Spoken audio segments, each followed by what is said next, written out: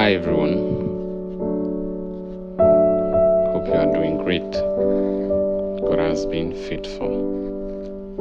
I'll be talking about the Antichrist, a continuation of our series. I'll drop other series below the description. Do well to watch this series to be well enlightened on the Antichrist. One of the most commonly discussed and speculated topics when it comes to issues related to the end times is the Antichrist. So it is important to look to the Bible to see what it teaches about the topic.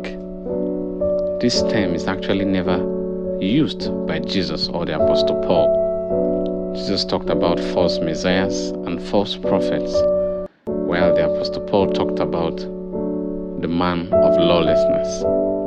2 Thessalonians.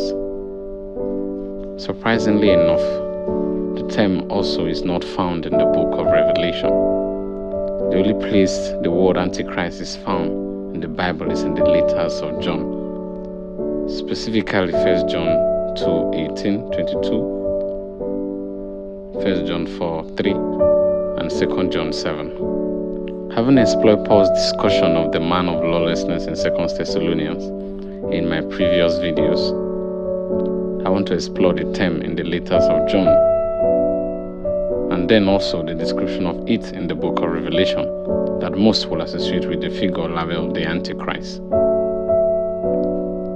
As one can refer to the same person or idea with different terms, that it might bring more clarity to this figure and how we should think about it. The Antichrist in the letters of John seems to presuppose that his readers had been taught the idea that a figure labeled as Antichrist will come. As he writes this, children, it is in the last hour, and as you have heard that Antichrist is coming, so now many Antichrists have come. Therefore, we know that it is in the last hour. 1 John 2:18. In discussing an Antichrist to come, John also notes that there are many Antichrists, and they were around us in John's time. Thus, John's warning to his readers does not seem to be focused on a figure who will come at the end called the Antichrist, but rather there is a spirit that opposes God that is at work in the world right now, and we need to be on guard. That said, it does not explicitly say that there is no one to come, but rather that the same spirit is at work now. He also notes that we are living in the last hour now. We should see the end as imminent, the next thing that will happen in God's timeline. If we read further in John, it will seem that these antichrists have come from inside the church, people who were part of the church but then seem to have fallen away. They went out from us, but they were not of us.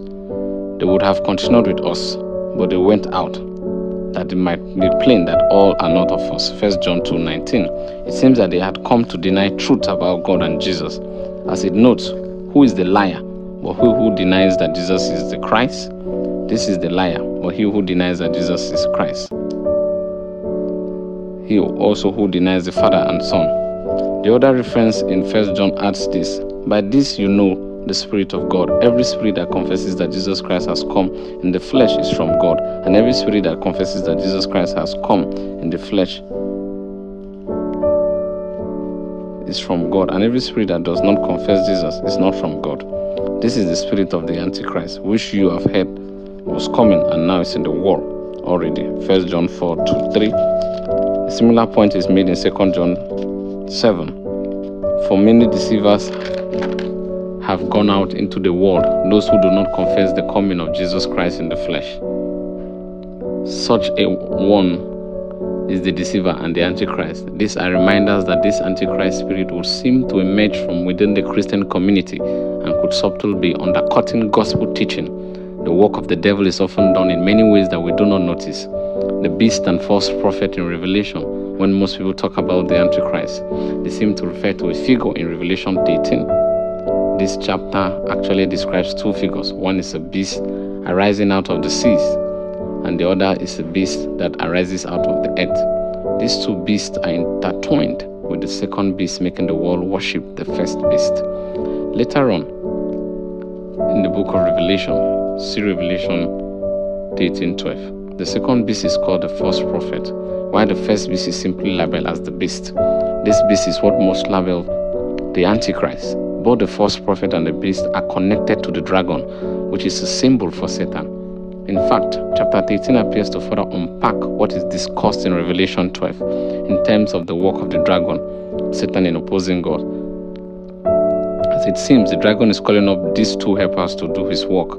Many have pointed out how these two figures are part of an unholy trinity of the dragon, beast and false prophet, which have some similarities to the Father, Son, and Holy Spirit.